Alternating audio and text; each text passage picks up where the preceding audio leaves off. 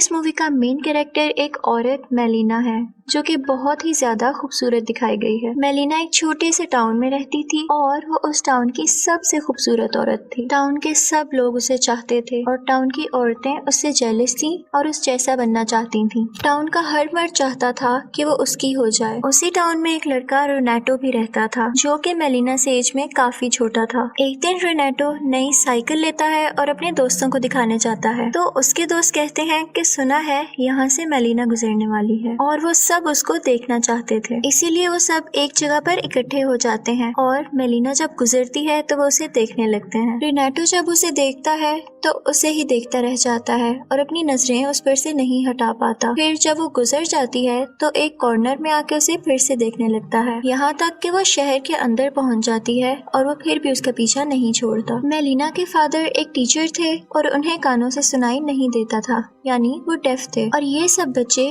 उनके स्टूडेंट्स थे। फिर हमें दिखाया जाता है कि ये सब लोग एक क्लासरूम में बैठे होते हैं और मेलिना के फादर के सामने मेलिना के बारे में तरह तरह की बातें करके उन्हें टीज कर रहे होते हैं। रोनाटो मेलिना के घर जाता है और एक हॉल करके उस पर स्पाई करने लगता है, यानी उसे देखने लगता है तो वो उदास लेटी होती है। यहाँ हमें पता चलता है कि मेलिना का हस्बैंड वॉर के दौरान आर्मी के साथ चला गया था और अब तक वापस नहीं आया। और फिर दूसरी तरफ हमें रोनाटो के कुछ दोस्त दिखाए जाते हैं जो कि मेलिना के बारे में तरह तरह की बातें बना रहे थे कि एक बार उसने मुझसे सिगरेट मंगवाया था और टाउन के बाकी लोग भी कहते थे कि मेलिना एक अच्छी औरत नहीं है। इस मूवी में ये बताने की कोशिश की गई है कि सोसाइटी अकेली औरत के बारे में क्या सोचती है और उसके बारे में क्या बातें करती है। दूसरी तरफ हमें दिखाया जाता है कि रोनाटो मेलिना को बहुत पसंद करने लगा था। लोगों की बातें सुन सुनकर कि वो अच्छी औरत नहीं है और हर किसी से खुलकर बात करती है, रोनाटो भी उसे इमेजिन करने लगा था और अपने साथ उसे सोचने लगा था। वो था तो एक टीनेजर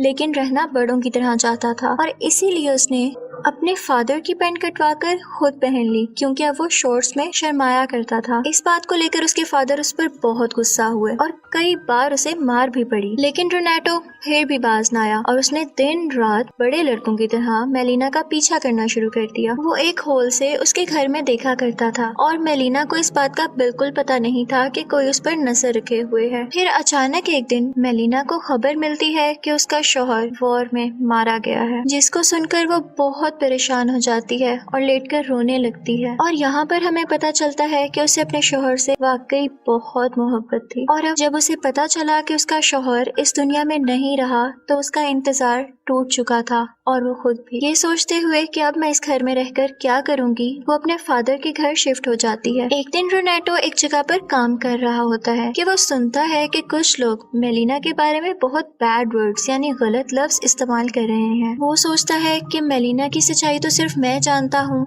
और मुझे ही सबको बताना पड़ेगा कि वह बुरी औरत नहीं है और वाकई अपने शौहर से प्यार करती थी। रोनाटो फिर से उसे खिड़की से देखता है और इमेजिन करने लगता है कि जैसे वो उसके पास आ गया है। वो उसे कहता है कि परेशान मत होना, मैं तुम्हारे साथ हूँ, बस मुझे कुछ साल दो ताकि मैं बड़ा हो जाऊँ। और उसके बाद वो चर्च जाता है और गॉड से कहता है कि गॉड तुम मेलिना का ध्यान रखना और इसके बदले में मैं यहाँ पर रोज कैंडल जलाया करूँगा। फिर एक दिन मेलिना के फादर को एक लेटर मिलता है, उसमें ये लिखा था कि मेलिना का टाउन के हर आदमी के साथ अफेयर चल रहा है और तुम्हारी बेटी एक अच्छी औरत नहीं है। ये सुनते ही वो बहुत गुस्से में आ जाते हैं और मेलिना को अपनी बेटी मानने से इनकार करते हुए उसे वहाँ से जाने का कहते हैं। मेलिना एक बार फिर से काफी अकेली रह जाती है।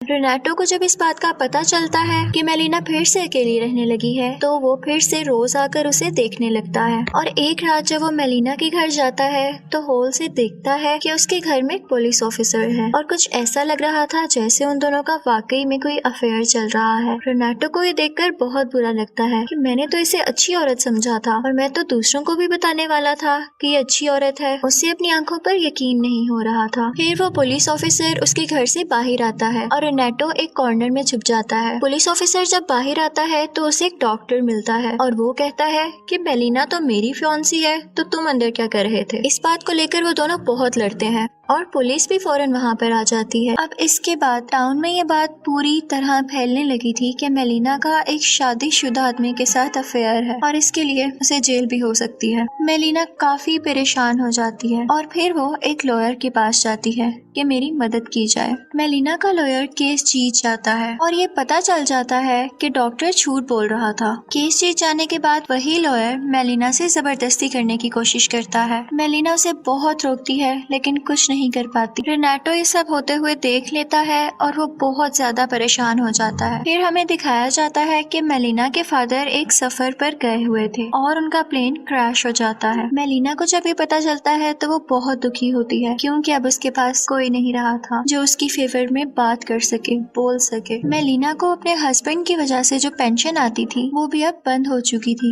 क्योंकि ये प्रूफ हो चुका था कि उसके हस्बैंड की अब डेथ हो चुकी है और अब मेलिना के पास पैसे खत्म होने लगे थे। वो बहुत सोचती है लेकिन उसे कुछ समझ नहीं आता कि मैं क्या करूं। लेकिन कुछ देर बाद ही वो सीजर उठाती है और अपने बाल काटने लगती है और कहती है कि जब दुनिया मुझे वाकई बुरी औरत कहती है तो मैं क्यों ना बुरी औरत ही बन जाऊं। रेनाटो जब ये सब कुछ देखता है तो उसे बहुत बुरा लगता है और वो परेशान रहने लगता है। उसने खाना पीना भी छोड़ दिया था और जब उसके फादर को ये पता चलता है तो वो वही करते हैं जो वो चाहता था। फिर हम देखते हैं कि जैसे कि मेलिना अब एक बुरी औरत में बदल चुकी थी तो टाउन के सब आदमी उसके पास जाया करते थे और इसकी वजह से उन आदमियों की बीवियों को बहुत बुरा लगा। वो बहुत गुस्सा थी और फिर मेलिना के पास आती हैं और उसे बहुत मारकर टाउन से बाहर निकाल देती हैं। फिर हमें दिखाया जाता है कि मेलिना का शौहर वापस आ गया था। इनफैक्ट वो मरा ही नहीं था और किसी ने इसके बारे में गलत खबर फैला दी थी। वो अपने घर जाता है लेकिन देखता है कि मेलिना तो कहीं पर भी नहीं है और भी ढूंढने पर उसे मेलिना कहीं नजर नहीं आती और उनके घर में भी कोई और लोग रह रहे थे। वो सबसे पूछता है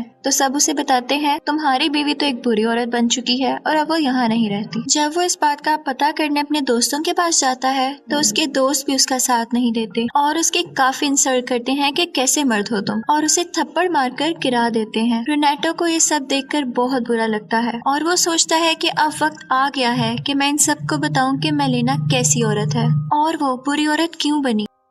तो रेनाटो उसे खत लिखता है कि मेलिना बिल्कुल भी बुरी औरत नहीं है बल्कि उसे बनाया गया है। गांव वालों ने उसके बारे में बहुत बुरी बुरी खबरें फैलाई जिसको सुनकर वो काफी परेशान रहा करती थी और सब कुछ बताता है जो उसके साथ हुआ और कैसे उसे यहाँ से निकाला गया। मेलिना के हस्बैंड को ये सब पढ़कर बहुत गुस्सा आता है और वो अपनी बीवी को लेने के लिए वापस जाता है और फिर हमें दिखाया जाता है कि वो अपनी बीवी के साथ चलता हुआ वापस उसी टाउन में आता है। अभी भी सब लोग उन दोनों की तरफ देख रहे थे लेकिन उनकी नजरों में अब कोई ताना या बुराई नहीं दिख रही थी क्योंकि अब उसका शौहर उसके साथ था। वो बात अगर करते तो मेलिना का शौहर न उन्हें छोड़ता। टाउन वाले उन सब की फिर से रिस्पेक्ट करने लगे थे, यानी मेलिना और उसके हस्बैंड की और जो उनकी फेवर में बोलता था। फिर हमें दिखाया जाता है कि रेनाटो मेलिना से आखिरी बार मिलता है। मेलिना के हाथ से कुछ चीजें नीचे गिर जाती हैं तो रेनाटो उसे उठा कर देता है। वो मेलिना से कहता है कि मैं दुआ करूंगा कि आपके आने वाली जिंदगी बहुत अच्छी गुजरे और वो दोनों अपना अपना रास्ता ले लेते हैं। फिर एंड पर